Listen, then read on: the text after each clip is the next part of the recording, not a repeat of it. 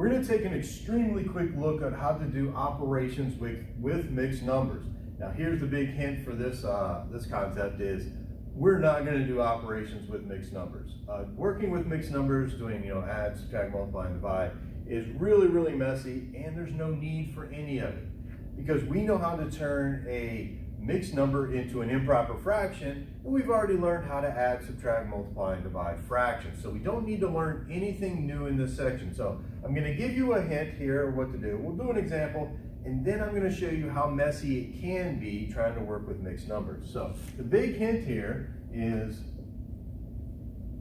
never do operations with mixed numbers.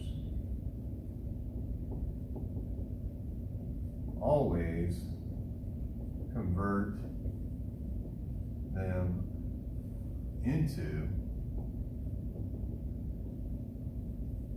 improper fractions first.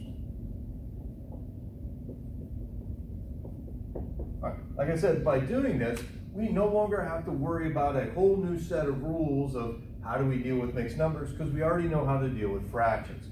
So let's take a look at a real quick example. Let's say if I had 5 1/3 times 6 3/4. All right, this is going to be pretty ugly. The numbers are going to be pretty messy, but let's go ahead and see how to do that. Now, as soon as I see mixed numbers, and this would be pretty standard for you now, anytime you're working in a math class with mixed numbers, instantly just change all the mixed numbers into improper fractions. Now remember we do this. Denominator times the whole number plus the top, so 3 times 5 is 15, plus 1 would be 16/3, times 4 times 6, what's that, 24, and 3 would be 27/4. Okay, now we're back to multiplying fractions. Remember we multiply fractions straight across, but we can reduce first. So let's see what we get when we can reduce here. Let's see, I can't reduce the 16 and 3 or the 27 and 4, but first thing jumping out to me is I know 3 goes into 3 once and 27 9 times. 4 goes into 4 once and to 16 4 times. So if we multiply straight across the top, 9 times 4 is what, 36? 1 times 1 is 1, so actually this one just ended up being 36. Interesting. So immediately convert into your improper fractions, then do the operation. Let's do one more like this. Let's say if I said 2 1/3, you know what, I don't need those parentheses. 2 1/3 plus 3 3/4.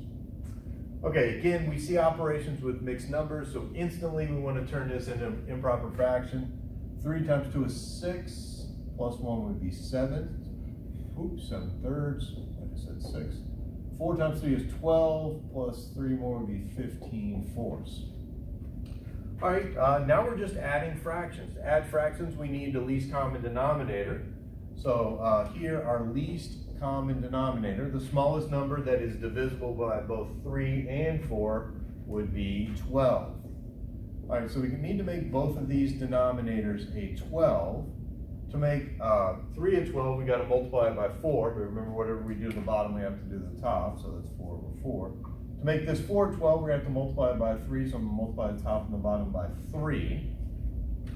All right, when we multiply, remember we multiply straight across, so this fraction becomes 28 twelfths plus, that's going to be 45 twelfths.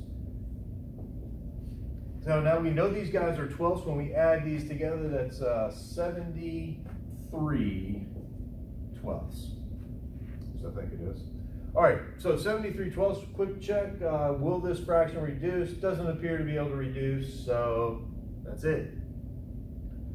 All right, so as you see, all we gotta do is turn it into improper fractions. Do it like you would any fraction and you're done. I'm gonna do an example here to kind of show you what would happen if we do something fairly simple as 5 2/3 plus, let's do 3 3/4. Hey, now, books write this a lot of different ways. A lot of times they'll write this like stacked addition, so they'll go like 5 2/3 plus 3 3/4. A lot of times they'll do it like this, but here's kind of the idea of what's going to happen. We're going to add the fractions the way we always add fractions, and we're going to add the whole numbers the way we always add whole numbers. So kind of the way to think about this, we have to do this. We're going to get a common denominator. Again, here's 12. So I multiply this fraction by 4 over 4, this fraction by 3 over 3. Then we'd have to rewrite all this again. So I'm going to move over here. So this would be 5 8/12 plus 3 9/12. Now we can add them together. We can add our fractions.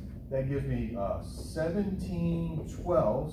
And the easy part, 3 and 5 is 8.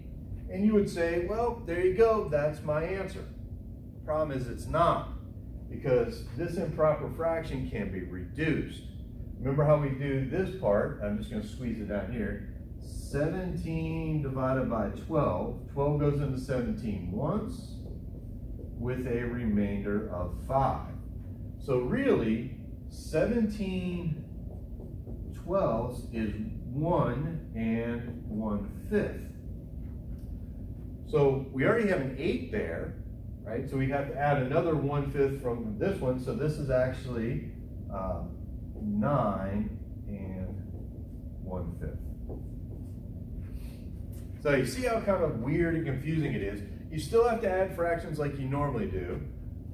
You do add the whole numbers, that part's easy, but then you gotta convert this fraction back into a mixed number if it's an improper fraction, which can be really confusing, which if you just do it this way, all you have to do is just add or multiply, divide the fractions one time. So much easier to do without doing arithmetic with mixed numbers. So I would highly suggest forgetting about that completely, and always just turn your mixed numbers into improper fractions before you do any operations.